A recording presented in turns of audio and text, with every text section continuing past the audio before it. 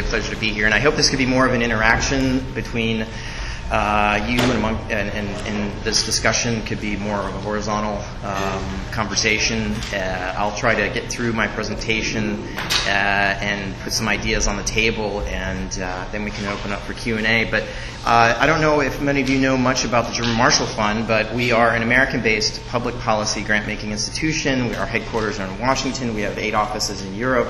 We were founded in 1973 as a result of a grant from the German government under Willy Brandt, Chancellor Willy Brandt, in appreciation for the Marshall Plan. So that's our connection with the Marshall Fund. And we are dedicated to supporting and strengthening transatlantic relations. I work in the economic policy program of GMF. I'm based here in Washington, and I work on helping strengthen development cooperation, and in particular, more recently, we've been looking at this question of fragile states. And the United States and Europe represent the bulk of foreign assistance, trade, and philanthropic flows to the developing world.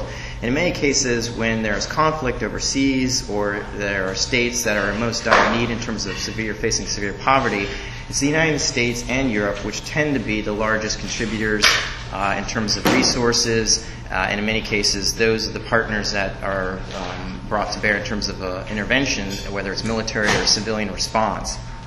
And a lot of these ideas that we've been looking at in terms of cooperation and strengthening the ability of the United States and Europe to work together with partners and address fragile states come from our work working at a conference we did in Bucharest about a year and a half ago. So some of the data here may be outdated, but I've actually checked some of it yesterday and last night, and some of the ideas still remain true, so I didn't have to do too much revisions to the data. But with that one, I guess go ahead.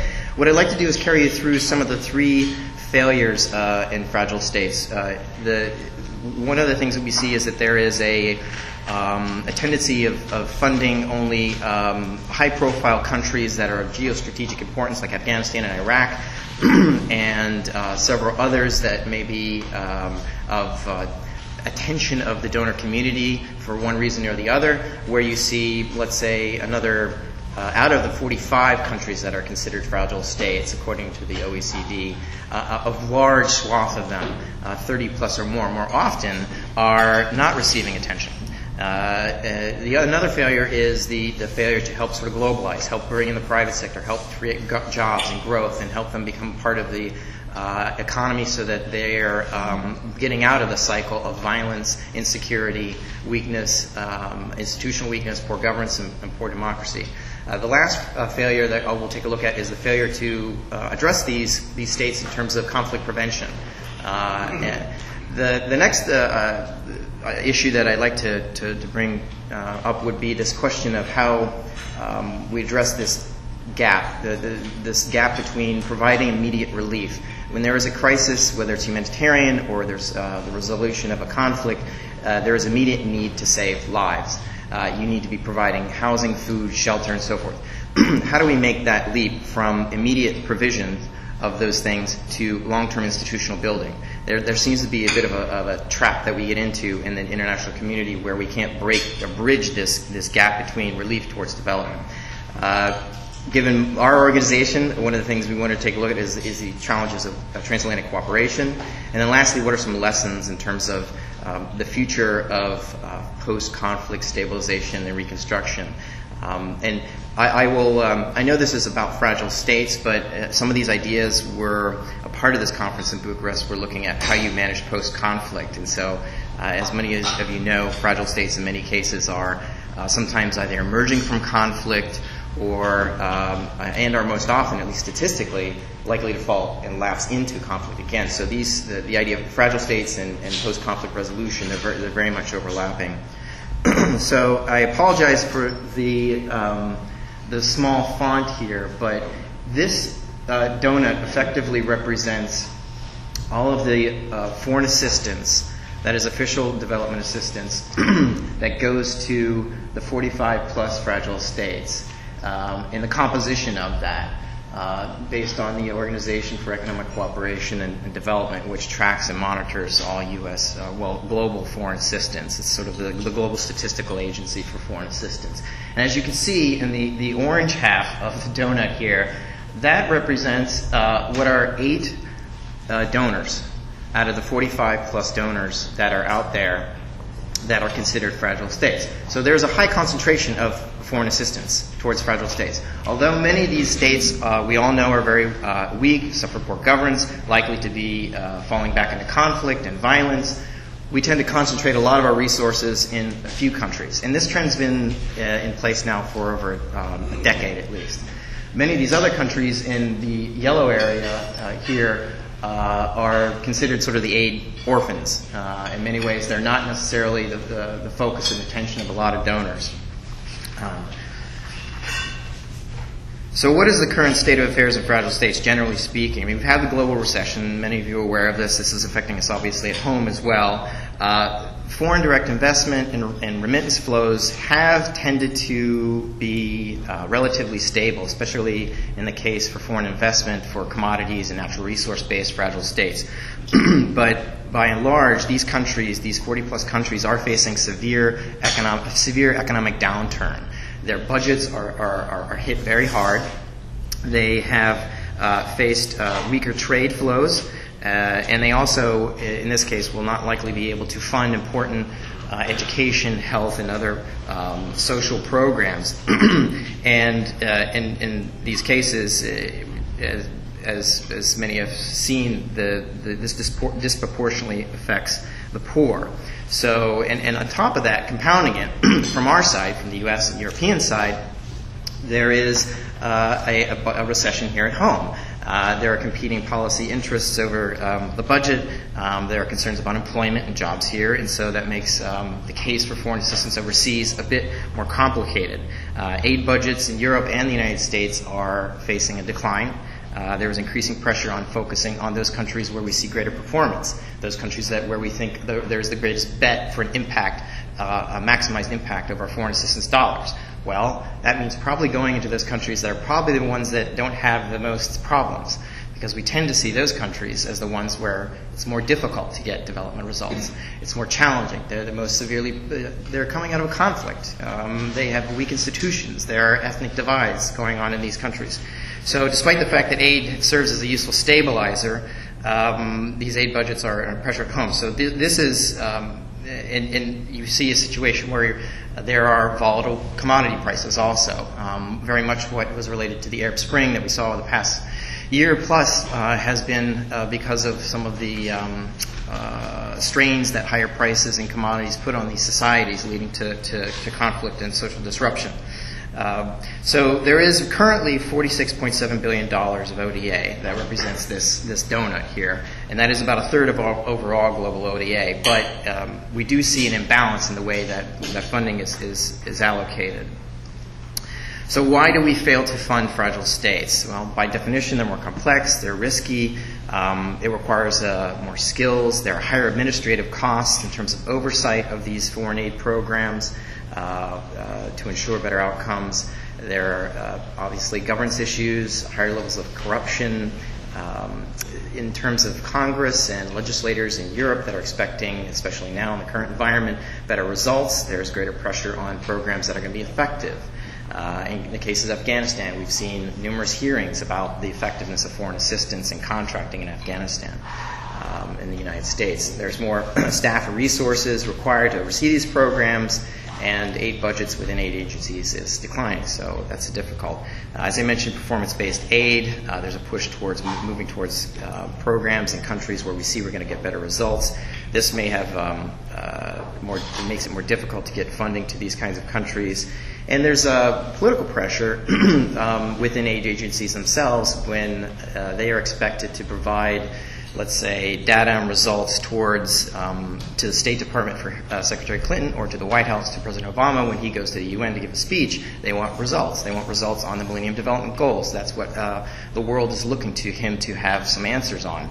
And for aid agencies, that means trying to look where we're going to get a bigger boost in education, a reduction in the number of individuals reduce all the MDG goals. So that means focusing on where we're going to get more results. And again, this is difficult in these kinds of fragile states. So let's take a look at some of the economic data to see about regarding the second failure that we've identified in fragile states, which is this failure on the part of our efforts to help bring growth, create jobs, a vibrant economy, a better business environment, better governance in terms of labor laws and so forth, and an attractive environment for investors, both domestic and foreign investors. The blue line here represents the amount of total merchandise trade exports to developed economies. The red line represents the sort of rest of the developing world, the Brazils, the Indias, the big emerging players. And the fragile states that were, as I mentioned, defined by the OECD are this green line right here, right along the lower axis.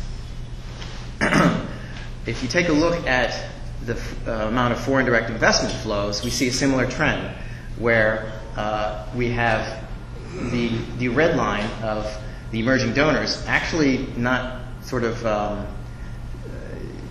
in effect, catching up to the developed world. In many ways, in terms of the amount of exports, the amount of investment, you see the Brazils and Indies and China starting to converge. This was, in essence, this sort of theory of development is that you provide resources, you provide better governance. These countries that that are a different tier of economic development will catch up with the rest of the world. Well, we are seeing that. In many cases, China is a development success story. Hundreds of millions of Chinese have been lifted out of poverty. That is a good thing. However, in a lot of the fragile states, we see an utter lack of ability to sort of integrate into and benefit from what is the globalized economy.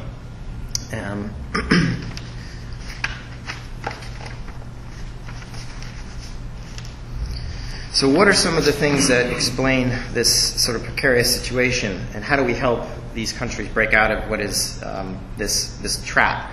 And many what has been defined as a characteristic of these countries that are in this state is this conflict trap. And I don't know if many of you heard of the book by Paul Collier called The Bottom Billion, the effect of how do you help lift this billion individuals that represent those citizens living in these fragile states. Well, these countries more often, based on his work, tend to relapse into conflict.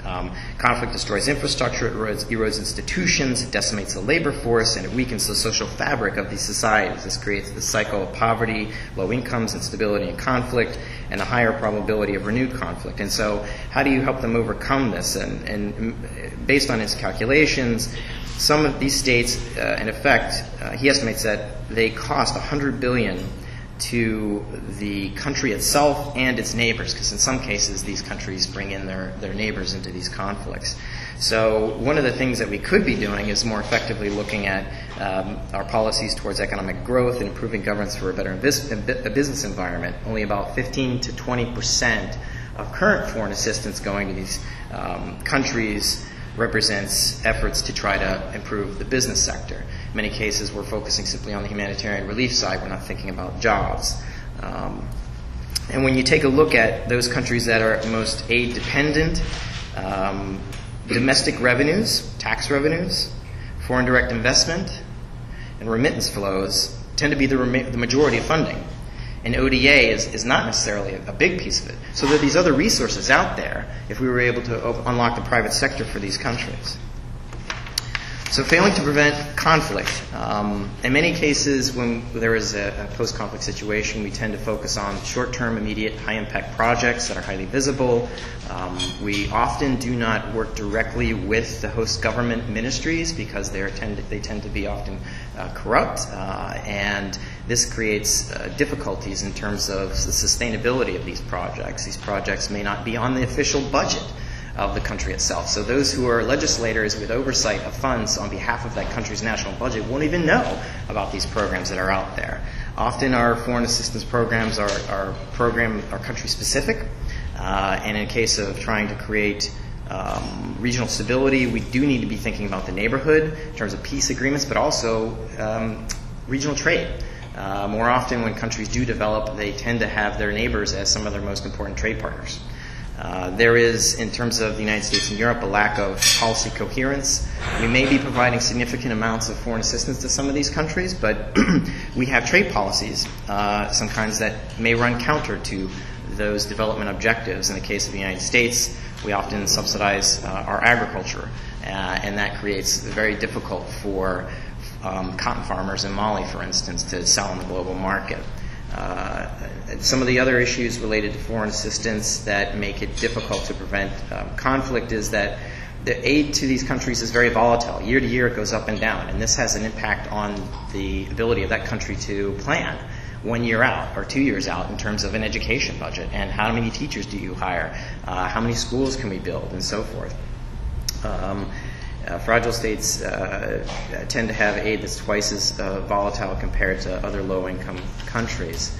And often we may not necessarily do our homework in terms of understanding the local context and where we're operating, and what are some the aid can sometimes, if not programmed in a way that's consistent with development or the community's interests, because we haven't done our homework, that can undermine the sustainability of the project, or in fact we may be seen as playing favorites and create social tensions, and our aid can in fact create more conflict. So we need to be careful of that. So those are the three sort of failures: the failure to effectively fund, the failure to globalize, and then the failure to think through our programs in terms of preventing conflict. But one of the things we notice is this relief to development gap, that generally speaking, these post-conflict states, by definition, lack the very capacity to steer themselves towards development. We're, at the time, providing humanitarian aid and project aid, which is necessary given the lack of state institutions and competent civil service. Local leadership and institutions ultimately need to guide the country's development and to provide its own security. This is very much consistent with global principles that aid donors and aid donor nations have pledged to in terms of the OECD principles that are out there. But when it comes to the fragile and post-conflict states, this is extremely difficult. So this is sort of the chicken or egg situation that we face, is that we know we need to provide funding directly to, if we could, those that are on budget, or directly to these institutions themselves, so that the government can steer and guide its own future. But at the same time, there is the risk of corruption. These and our programs that we want, there is a lack of capacity there to deliver on those programs. There is a lack of capacity to provide immediate provision of food, safety, health, and security to their own people. So there's the need for speed to deliver. So we end up having, in many cases, by the sheer impetus of necessity, doing these programs ourselves. So we're caught in a bit of a difficult situation. In the United States, it has done, I think, significant amount of work to try to overcome this relief to development gap, and we can talk a little bit about what some of those efforts are, but it's extremely difficult. In the case of transatlantic and global cooperation, I just wanted to highlight the Afghanistan case, where we see some of these challenges more specifically. And one example is this lack of shared vision. We do have a unified military command under NATO, but on the civilian side, in terms of development resources, there isn't a common unified strategy necessarily within the United States or within the international community, working with other donors, working with the UN, working with the World Bank. While on the military side, there is much more of a unified command. There are differences of opinion between. What makes this difficult is that some countries, some donors, whether it's the Dutch, the Germans, the French, or otherwise, they have a different view on what roles the military should play and what roles civilian aid agencies should play in this context. So we tend to not be able to agree on those, and that makes cooperation much more difficult. Some efforts have been made, at least in the case of the United States and other nations that are operating in Afghanistan, to create provincial reconstruction teams. These are teams that combine both civilian resources, engineers, translators, those who are providing other kind of civilian resources with military units, so that they can get out of the barracks and into some of these zones where you're actually doing development under fire. There are lessons to be learned there, but there are some challenges in terms of a lot of these PRTs, these provincial reconstruction teams, acting very much independently of one another. There isn't really a coherent strategy. Those in the north, the Germans are doing a series of projects that aren't necessarily linked to the south, where the United States is. So in terms of the international development effort, in the case of Afghanistan, you see a significant proliferation of actors, aid agencies, much more so than you do in other countries. And this actually undermines a lot of our efforts. And now stepping forward a little bit, we are looking at a timetable for the withdrawal of U.S. troops. And this tends to actually, when troops leave in these post-conflict situations, you tend to see aid flows go down. And so there's two ways you can look at this. The World Bank predicts that this is going to be have a significant impact on development and the budgets, particularly in terms of funding the military and security resources for the Afghan army. According to the World Bank, this is going to create a financing gap of 25% of Afghanistan's gross domestic product by 2021-22, with security-related costs as well as operations and management eating up nearly 18% of GDP. The flip side of it is some donors are actually thinking that this is going to start to discipline the way aid is allocated because there are too many actors there, and that it will encourage the Afghans themselves to step up to the plate, start addressing their own issues and corruption. So this is something we need to be taking a look at going forward in terms of Afghanistan. So I've looked at some of the things that are challenges out there. Why don't we take a look at some of the positive possibilities in terms of addressing fragile states. We do need to recognize that this is actually a very tough job. I think many in official leaders in roles of determining budgets for foreign assistance and our policymakers, we could probably do a better job of educating them. They could probably do a better job of sort of listening to those who are in the field facing this, people who are in Kabul and the U.S. Embassy facing these very difficult challenges of trying to address security, development, humanitarian relief, and fighting al-Qaeda at the same time. That fragile states are not going to immediately become Norway overnight. It's a long-term process. Development, you can't have, I think, immediate results from one year to the next. This is a 10, 20-year out process. And so I think we could do a better job of sort of educating policymakers on how tough this is. This idea of facilitating special secondments between, I think, the private sector and the military so that you get private sector development, those who can help create and start jobs and businesses, work with the local microfinance organizations, work with the local banks and other international donors, get them on the ground early and allow for the United States government and the civilian planners to be embedded into the early planning process. This was certainly a failure in both Iraq and Afghanistan, that there was no recovery, a relief to development plan put in place. There was much more focus and policy emphasis on the security side of things. So bringing the civilian plan alongside the military plan for these kinds of operations, I think, would be good. And a better understanding between the military and the private sector. Mentions set expectations. There are some programs out there like the National Solidarity Program. We can talk a little bit about that in terms of how it is trying to narrow this relief to development gap. Coordinating through joint assistance frameworks. This is essentially, these are templates for aligning donors to bring in a division of labor among donors, where you can have, let's say, in terms of an agricultural supply chain, you could have the Aga Khan Foundation or the Gates Foundation help work with the universities in the country to help provide for better seeds, drought-resistant seeds. And then you have them work with the agro-businesses to help disseminate the seeds to the farmers. Then you can have a NGO work to help to train the farmers. You can help. You can bring in the World Bank to build the roads and connect the farmers to the market, and so forth. Where there's sort of joint assistance frameworks where there's a role for each of these donors rather than sort of going in their own directions. In terms of that, similar related to that is sort of determining your unique niche. And some countries are better at engineering in terms of development, in terms of water, infrastructure, irrigation. Others are better at providing and building roads. And with that, I'll stop and I welcome a conversation and your thoughts or questions on the issues. Yeah. I had a question about, you had a donut picture. And you were talking about failure to fund fragile states. I just want to clarify, are you implying that these countries in the orange are not fragile, or that they are fragile, but they are disproportionately potentially receiving too much aid as opposed to these little guys in the yellow? Yeah, sure. No, I'm sorry if I wasn't clear on that. These are all fragile states. Okay. I'm sorry, but the top part of the graph got cut off, but I wanted to make sure you could actually read this. Sure. But these numbers here represent these countries. Okay. The last remaining few that have, those are, when you put those together all here, they're 20 additional countries right there, on top of those listed within the donut. These all are considered fragile states. Okay.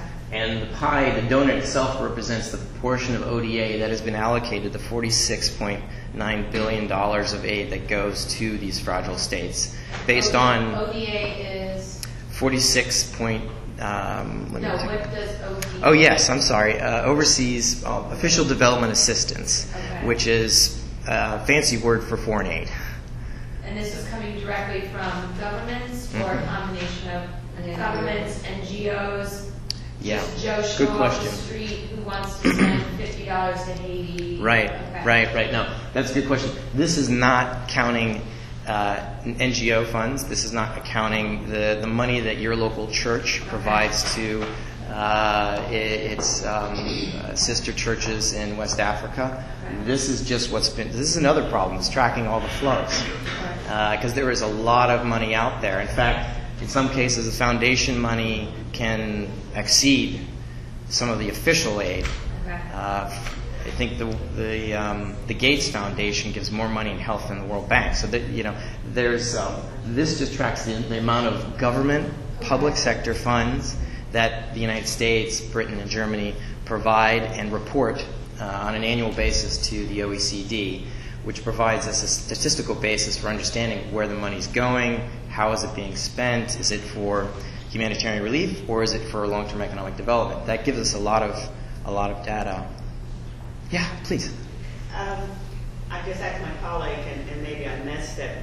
As I look at your list in your donut, I'm baffled about some of the states there. And I guess my question is, how do you define a fragile state? Because if I look at Ethiopia compared to Pakistan, I see glaring differences in the development of, say, Pakistan with the nuclear weapons, in relationship to Ethiopia. Then you have Afghanistan, and I know where the failure of that, and some of the poorer countries over here in your chart in the yellow. So, I mean, what by definition makes a nation a failing state? I don't know if that's That's a fair question. Thank you. Yeah, it is indeed. A lot of this work has been based on a report I did a while back, where we first started off asking that very important question: what is it? How do you define it? And I wish I could share this on the screen, but I can't. But basically, there are a couple different sources out there for trying to get a handle on what that definition is. There is the World Bank, which has this low-income states index, where we have a series of countries. We have a failed states index. We have the OECD, which is this definition. And then we have what the United Kingdom defines as difficult partnership countries. Not all of them are the same. They define their differences in terms of indicators, but generally speaking, there does seem to be a pattern of similar countries that line up here. I'd be happy to share this with you. This one is based on the OECD. Now, they have a range of sort of quantitative and non-quantitative indicators in terms of the strength, the weaknesses, degree of weaknesses in the institutions, the level of income per capita, overall aggregate GDP. Some incorporate indicators around corruption. So I think a part of our understanding of it's also sort of political, who's in the list and who's not. In the case of some organizations like the World Bank, it's a bit who they're conscious of their members, who are their clients, who are these very countries, and they may or may not want to be on that list.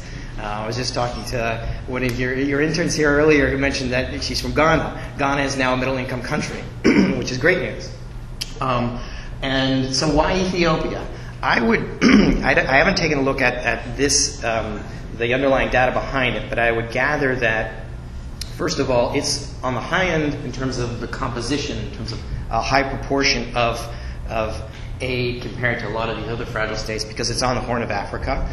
It's near Somalia. There is currently a humanitarian crisis going on in the Sahel. It is important. The United States actually has a drone in south of Ethiopia. There are concerns, strategic concerns of why we're there. It's probably categorized as a fragile state because it does have severe governance problems. I was there in it was November, and there is very little active civil society. The current government came into power in 2005. There was a civil protest. 200 individuals were killed. Those political parties that were disenfranchised, did not win, are in the South. So there's a bit of a separatist movement in the South. Humanitarian aid is highly politicized in terms of the extent to which a lot of that food is not getting to those groups in the South. So I'd say those issues, the region, Eritrea, that makes this very much a very unstable situation. Yeah. Thank you. And then I'll come over here. So I noticed first that Rwanda is also not on the donut here.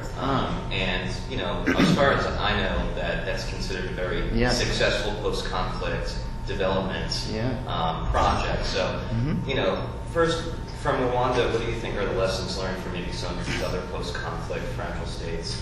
And also, the Beijing consensus in countries like Sudan and Nigeria.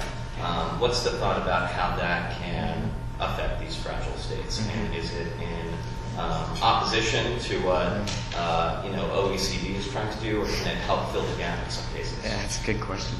I'm not sure, but I think Rwanda might be one of these last ones that isn't on this list. It got cut off at the top. It might be on here. Again, I apologize for that. I think the lessons in Rwanda, and you're right, I've heard anecdotal that this has been, in terms of information technology and embracing the private sector. I think in terms of some of the things that we just mentioned, in terms of getting the private sector up and running quickly in that country, the leadership in Rwanda leadership is another principle, I think, in terms of getting these countries out. And Rwanda is an example of that, leadership. And the Beijing consensus, that's really fascinating. Ethiopia is one of these cases where I think they look to China and they say, we can develop without becoming democratic. They can maintain political control over its society, and we can have growth. That's what I think they're thinking. And the donors are in a bit of a bind because this is a government that will say no to a plan or a policy change or opening up a civil society or changing the regulations in the banking laws to allow for access to capital to smallholder farmers, or to somehow empower the pastoralists, which will disturb the civil balance there. So it's a very highly controlled situation there, and the Chinese is quite interesting. I mean, I think you're right, there is a possibility on the upside that they could play an important role. Much of the consensus is that we need to be listening to what the governments want. The African countries say they want a road. The Chinese will build the road. And in many cases, the United States and Europe haven't been known for necessarily doing that. We're moving in that direction. There are some lessons learned there for sure. There could be the potential for a division of labor where China comes in and does the hard infrastructure. They won't do the democracy work. They certainly have a different view on that. But we could do the soft infrastructure. We could do the governance piece of it. We could help build parliaments. We could help engage civil society, ensuring a public discussions and outreach and community dialogues around how development takes place in this program. Whereas they could come in and they could actually build the hard roads that need. There is poverty is poverty of distance in Africa in many cases. Urbanization is happening. That's changing and transforming Africa. But a lot of it is about getting the access of these smallholder farmers to the market. And that requires roads, and the Chinese are doing it. Yes, back here. Yes, sir. Go ahead. Would you turn to the the slide that had the graph on it. Yes, right there. Yeah. The fragile states, that's more than 2 generations over 20 years, and it looks like it's the green. It looks like it's flatlined Yeah. all the way across the 20-something years. Yeah. What sort of interventions were even attempted? Because we're talking 20 years, 2 generations, every generation 10 years, let's put it that way. I'm looking at what sort of programs were aimed for the youth. That second group that are 20 years old, 22 years old, they would have been university level. Why is there no, well, I don't know if there is or not, but what sort of interventions are in place if folk are really serious about these failing places to stabilize them? The youth would be one place to start. Yes. Because they can be trained, they can be educated, they can be given information that are necessary. Yes. After a certain point, they also can go to work. Yes. Building roads Yes. to carry the crops to some other place so that they can be exported. Yes. And if there is so much money floating around, I'm just having questions in my mind about the use of it. Targeted programs, for example, for the youth. What's happening there? What about targeted programs for the middle group who are, say, 20 to 45? They also could be instrumental in bringing the standard of life and the infrastructure of that country to stabilize it. Yeah. Are there any special programs for all Yeah, there are. I mean, there are some innovative ideas. I think a part of it is the brain drain. A lot of the best talent does leave the country. That's part of the problem. There are programs. There are national programs of welcome home. The talent, the people who leave, get educated in American universities or European universities, and invite them back. And there is some examples of that. It's happened where there are things changing, and I think the youth is a part of the solution because they are embracing, I think, a different attitude towards the private sector and business. And in the cases of 2 countries that I can speak to a little bit would be Tanzania and Ethiopia, where there is a legacy of socialism, and there's a hesitancy to embrace the private sector. There are concerns, and legitimate concerns, because they can see big multinational companies coming in, displacing smallholder farmers. But that's, I think, is changing. There are concerns around land grabs, which has further complicated this in terms of the politics of land transactions that provide for greater investment. There are, in the cases of microfinance, has certainly opened up opportunities at the community level. And I think there is entrepreneurship and the youth in Africa embracing entrepreneurship and trying to start businesses, working with the expat community, not with the expat community, but working with their other citizens who have gone off to schools and exchange programs. The United States and Europe have a history of bringing young master's and PhD students from these countries, developing countries, educating them and having them go back. And those programs, unfortunately, in recent years have been cut. In many cases, it's interesting if you can sit in a meeting with ministers in African countries and you ask them, everyone raise your hand who went to an American university, more than half would probably raise their hand now. But in other generations, maybe not, because those programs have been cut. So I think we need to bring back those kinds of programs. I think it's one of the things that we came out of in terms of our recommendations. We just did a food security study, and we looked at Tanzania and Ethiopia, and we said we need to bring these programs back. If we're going to get African agriculture up and running and have a real green revolution there, we need to be talking about bringing in scientific knowledge-based research to address the local indigenous African problems to greater productivity and soil science, and connecting that with markets and those solutions. And so I think education is a big part of it, and having the exchange programs where those individuals do go back to their countries. And attitudes and perceptions are I think, changing. And hopefully that will continue to gain some momentum. A lot of it, I think, is though on the part on the part of the leaders in those countries, though, really driving that change and accepting some of those policies that are going to allow for the private sector to thrive, and providing good governance so that there are no sort of excessive abuses on the part of the private sector too.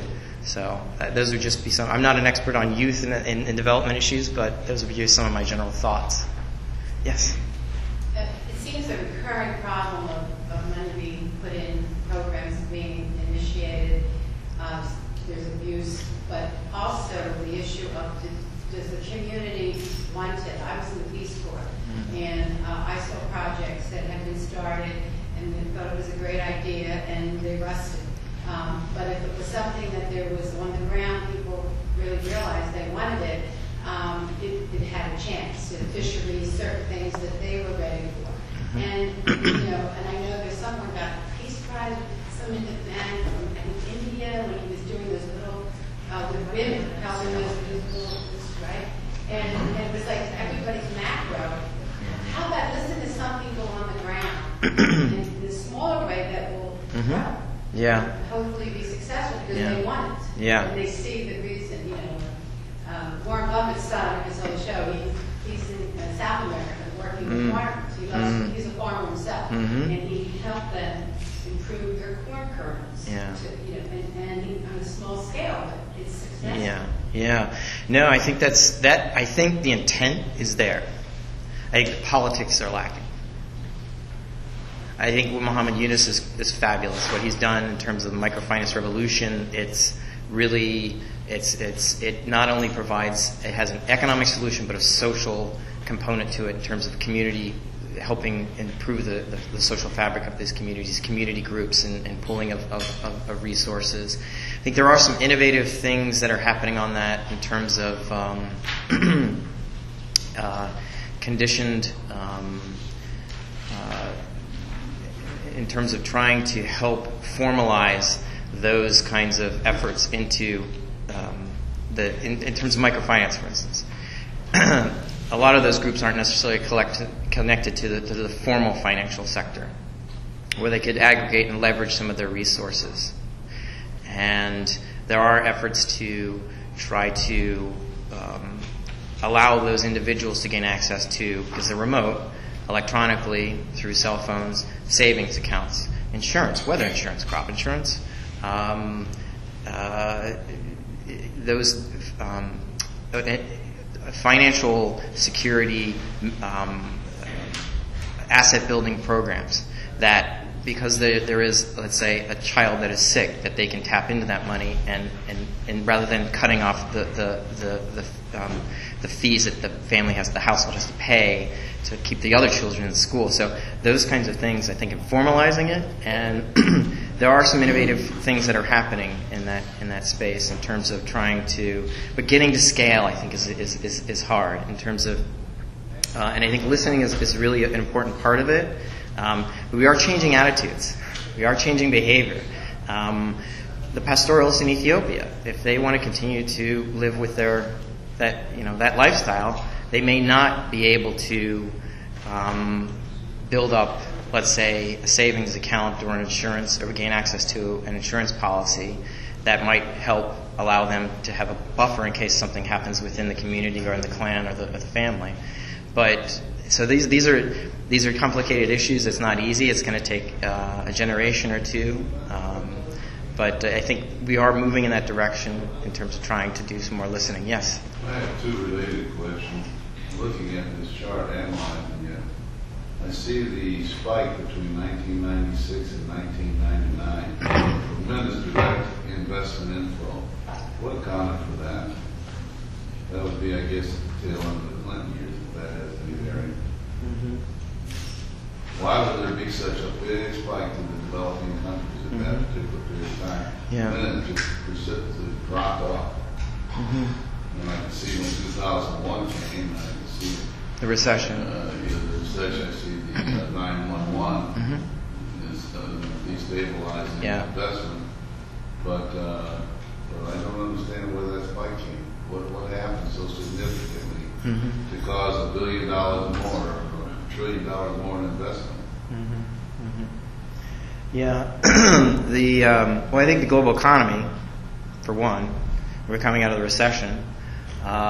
There was, I think, a big push for returning. I mean, in this period, you're seeing companies retrenching, not providing more investments, expanding. They're not expanding their operations as they had been up through the 1990s, and then you had a return to growth. And you have the continued business expansion, and foreign investments sort of tend to follow growth and opportunities.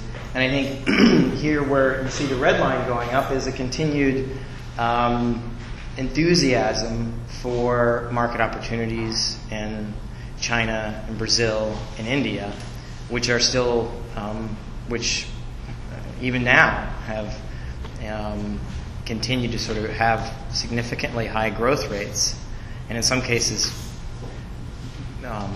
have been said to be why the global economy is still going as strong as it is, despite the United States and Europe languishing, that you have China and Brazil sort of still being able to be an engine, another pillar, a pole of growth in the global economy.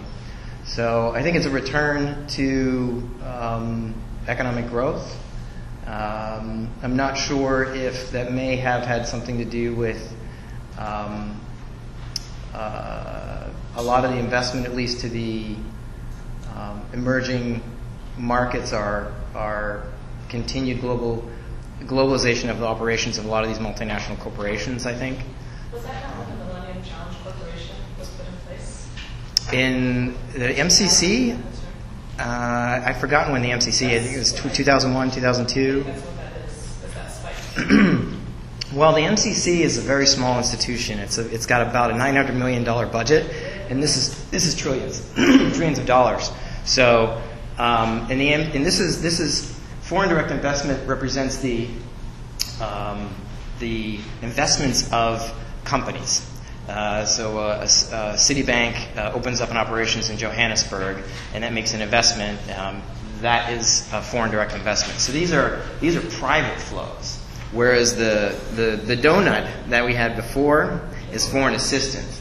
And so I guess the takeaway from this is that we haven't done a good job of providing market opportunities. Those countries that tend to develop have higher income, standard of living, better governance, better investment environments, greater tax base. Those investments in turn go into public goods like education, health. We tend to see trade increase in those very same countries. Well, you're seeing the investment inflow is also pushing up the exports. Yeah. So it Yes. shows that whatever's happened has been That's right. working. Yes. And as long as we keep putting investments into these developed countries, they're going to continue to grow quickly, perhaps lose out of the economic problems they may be having. That's right. I think you're right. And in some cases, this red line represents the success of development, whereas Brazil is.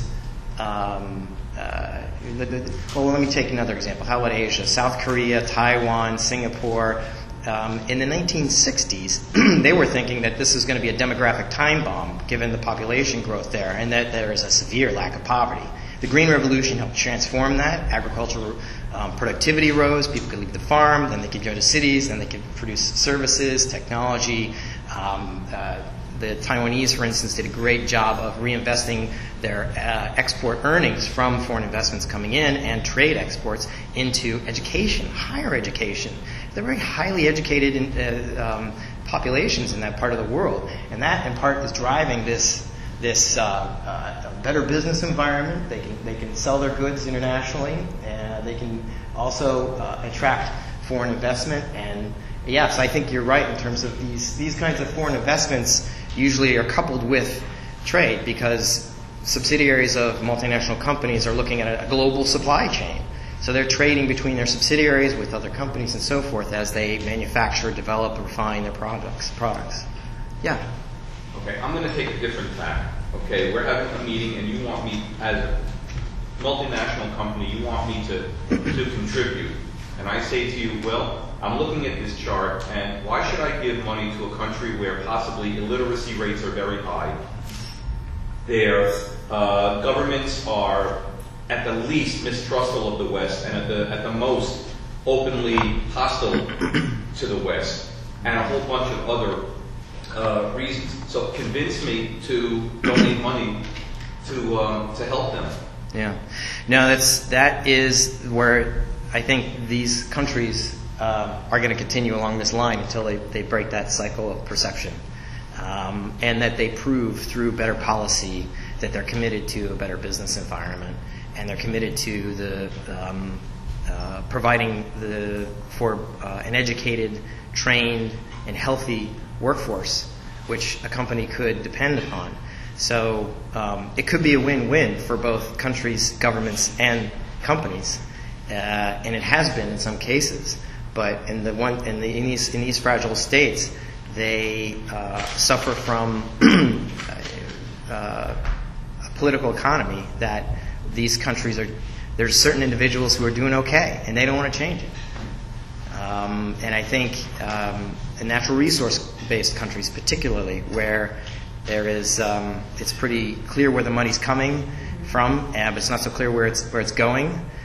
There are efforts on the part of multinational corporations in the natural resources sector to try to change that, to publish what what you pay exactly. This isn't. I mean, in terms of better stewardship and being a better global citizens, companies are being expected. Shareholders, NGOs, even policymakers now are expecting companies to start to comply with that, so we can begin to address where is the money gone, because these countries and those leaders, this is back to the leadership question, in the case of Rwanda, they made a decision to sort of go a different way, whereas in other countries, they're pretty happy with the way things are. It's even though it's not necessarily a tenable governance situation.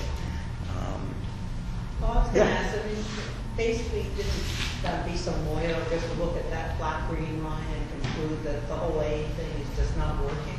Yeah. I mean, I mean, that's a pretty radical premise, but you haven't talked me out of her conclusion that this just doesn't work. Yeah. Would you disagree with her? In which case, what would you say? You probably have. Yeah.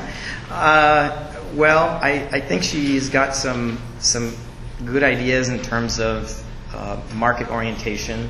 I mean, she came from Wall Street. She's seen what markets, the power of markets, what they can do. I think she's been a little bit. She's probably done a lot of damage to the aid community in terms of those organizations that can and do good, and that it's not all about growth for growth's sake.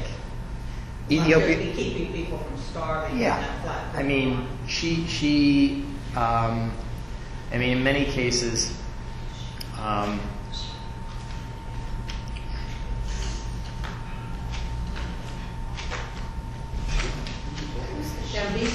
she wrote a book called Dead Aid. She was very critical.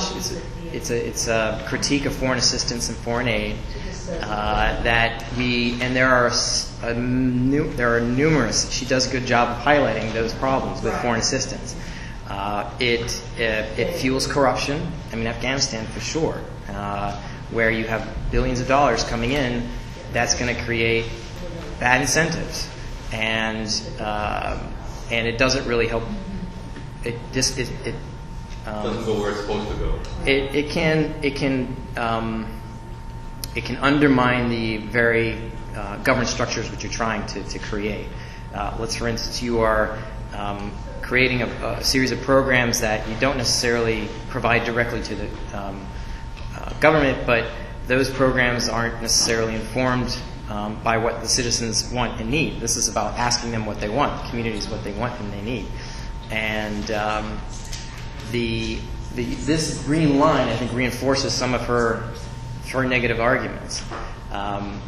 There are studies that show foreign aid can work in countries that have good policies, good governance, accountable to their citizens, where there is equal opportunity in terms of access to an education, opportunities to get access to a loan, to start a business. But in many cases, that's not very possible in some of these fragile and weak states. And so, yeah, she's an interesting character.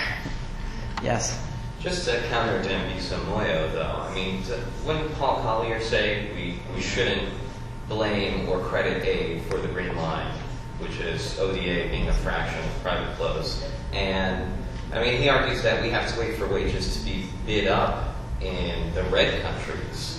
Manufacturing won't move to Africa until wages are bid up in China and India. Yeah, and that's happening in some cases, and that's true. But we're going to still run into the kind of policy environment that you're talking about, where there is not a willingness to sort of get better governance, where businesses can trust that environment for an investment. Because once you make that investment, you're there. It's a long-term commitment. And once they know you're there, they know you're there. And they can take advantage of it. This is sort of the natural resource sort of tricky investment. In the case of China, its wages have gotten higher, and other countries in the region have benefited. In Asia, they've gone to other countries, Vietnam and so forth. But I think it's incumbent upon us to not let up in terms of highlighting cases like Rwanda, where they are making progress, and they can hopefully begin to move out of this this trap of poor governance, low incomes, low political instability, and likelihood of potential conflict, and breaking out of it. Countries have done it. It's possible. But leadership is a part of, I think, certainly key.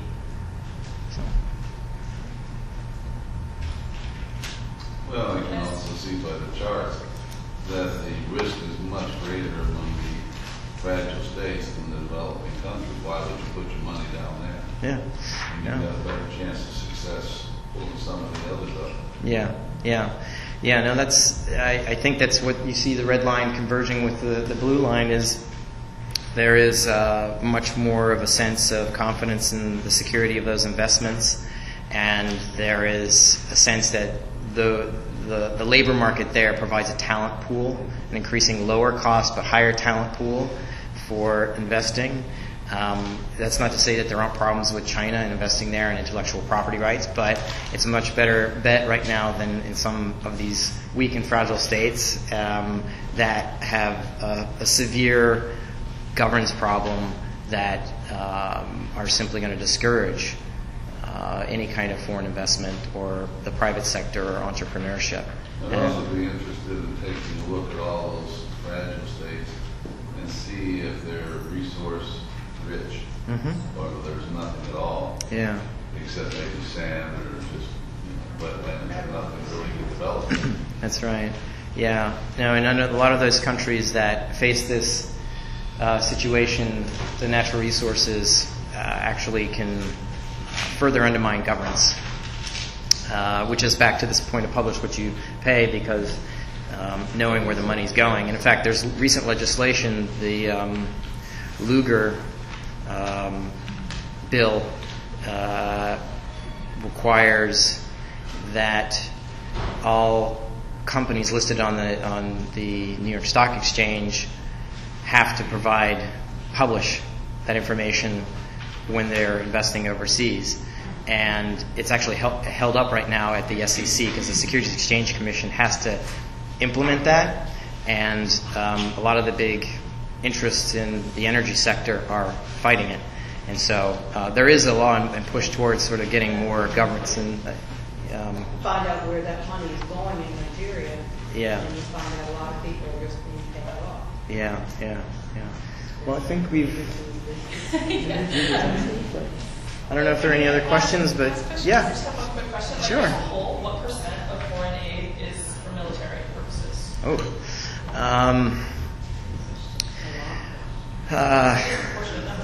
Yeah. No, that is a good question.